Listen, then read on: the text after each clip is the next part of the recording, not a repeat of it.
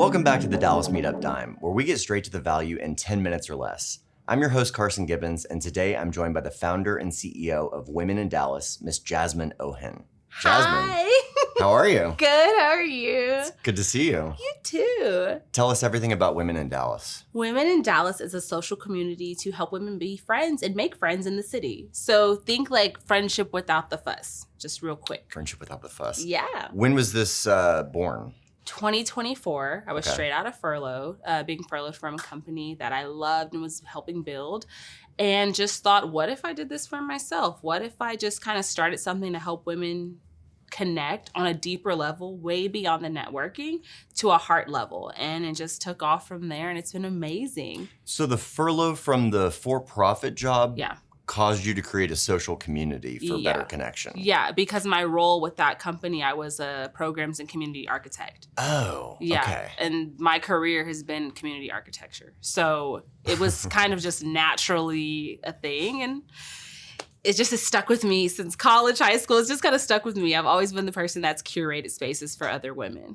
I'm going to take advantage of this interview today because I've served with Jasmine on several different not-for-profit boards and organizations, and these are questions that I don't even know the answer to. I didn't know about that, Yeah. The programs aspect leading to Women in Dallas. So what's occurred up until this point over the last year or two with Women in Dallas? Oh my gosh, so much. Well, I'm a new mom, and Congrats. so now I am a business owner / mommy, and that has been amazing. It's actually given me deeper depth and dimension where I feel a deeper compassion to reach those that are in different parts of their life in transition. So Women in Dallas right now is in a really great sustainable place of locking in new partnerships. We just locked in a new one with Solid Core, as well as just growing the depth within the community of Dallas. Not doing more, but maximizing what we've done and being more intentional with those connections, intimate and large gatherings. So the partnerships to making sure that women feel more connected if you're in North Dallas to West Dallas, if you're in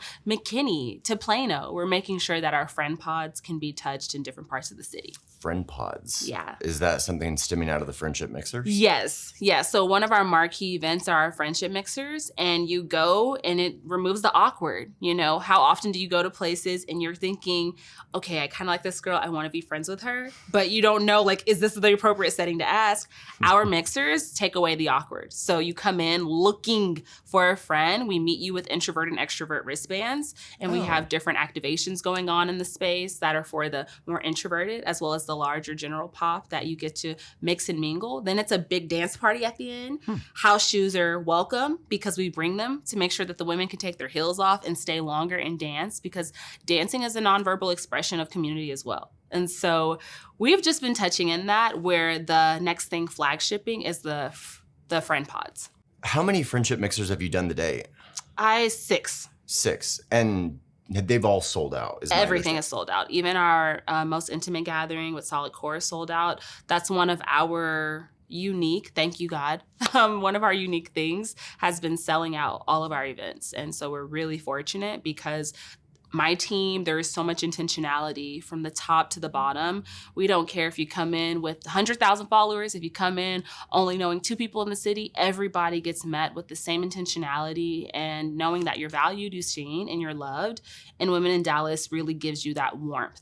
It's like a warm hug from Dallas. What is the head count that you're typically selling out at for these friendship mixers? So friendship mixers, because of think friendship. If it was 5,000, do you feel most intimate and connected? No. We cap at 200. Okay. And so 200 women, like this upcoming friendship mixer, March 28th at Gold and Black Candle Lounge, will be able to come in and make these connections. And that's why we have the different activations. You can even go more intimate and get a floral experience where you're making bouquets, florals and fillings, all the way to building a cocktail and learning that skill while also being in the space communicating. And so we try to be very intentional about, hey, you're gonna buy a ticket. We are so thankful that you spent even $1 here. So we wanna make sure that it's intentional across the room, that it's not too many people here where you don't get seen.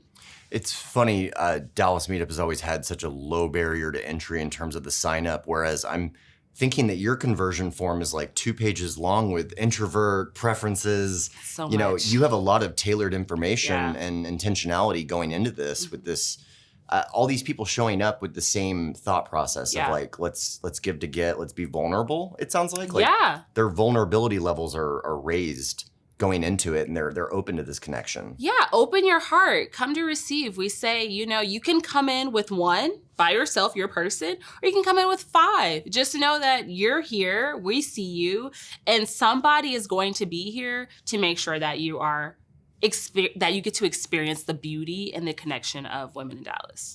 I'm gonna enable you to like tangent this or bifurcate these paths if you want to, because I always think of our organizations as like there's the commercial aspects of it, and then there's the movement aspect of it, where you probably can't help but have noticed the positive change that you're creating in people's lives, and that that's a big deal. What does the future look like for women in Dallas? Where is this going, both commercially and the movement, if you will? Yeah, Women in Dallas is in such a beautiful place where we are really taking on this membership model ecosystem. So rather than, we're not an events company, we're not a not-for-profit, we're not just a content strategy, like we are all encompassing ecosystem for community and connection. And so if you are a content creator, come, we'll have a space for you and a lane for you to live out of. If you are looking just to have a consistency of events and know what's gonna come in your life on April to May to June, we'll have a membership model for that, where you get to come in and enjoy the community in that way. As well as if you're a corporate business and you're looking to get more exposure to women who love to spend money on experiences that are tailor-made for them. Women in Dallas, those women enjoy dropping a bag on an experience. Like we have that, and all of our partners, whether it's been locally women-owned businesses to the corporate level, have received a 5 to 10x expansion in their business with revenue or visibility. Interesting. These communities, like post-pandemic, the new hybrid norm, luxury experiences of being IRL with others, that they're perceived as luxury. And there's a lot of companies hiring for a director of IRL.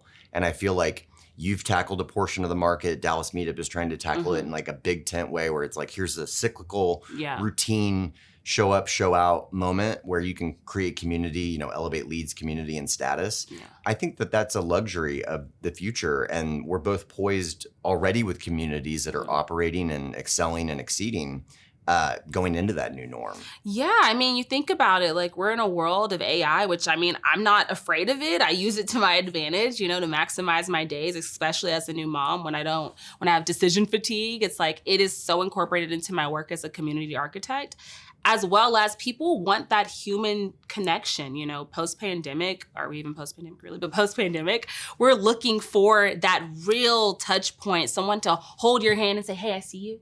Someone to give you a space when you walk in and say, hi, Carson, so happy you're here. We want to be met with that heart level.